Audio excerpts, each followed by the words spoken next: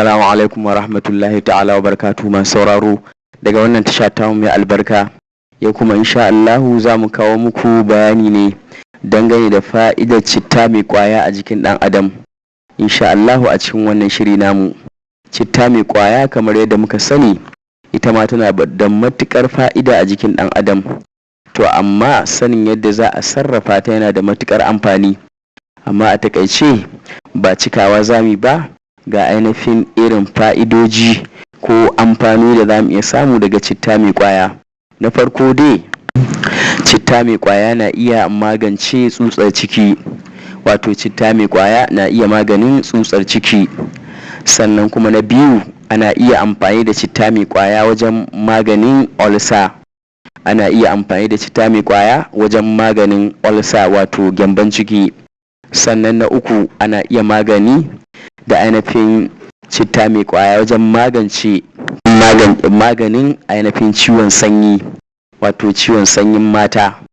Sannan kuma na hudu, ana iya magani da ainihin yin amfani da citta mai kwaya wajen magance ciwon ciki. Ana iya amfani da citta mai kwaya wajen magance ciwon ciki.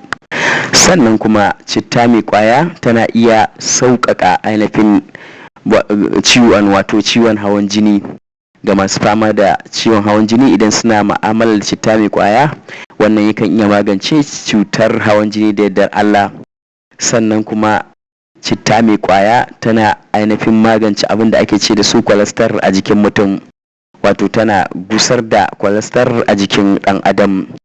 Sannan kuma ana iya amfani da ganyen citta mai kwaya za a iya samu wajen magance ainihin cutar malaria ko kuma yin rigakafinta, wato ana iya yin magani da ganyen citta mai kwaya za a same shi wajen rigakafin kamuwa da cutar malaria. To masu sauraro, wannan shine a takaice dangane da bayani akan ainihin fa'ida ko amfanin citta mai kwaya a jikin ɗan adam. Sannan kuma daga ƙarshe muna faɗakar da ku cewa masana sun nuna cewa mace mai ciki yana da haɗari ta yi amfani da ainihin citta mai kwaya da yawa, domin hakan zai iya ainihin taɓa lafiyar ta ko ya taɓa lafiyar abin da yake tare da ita.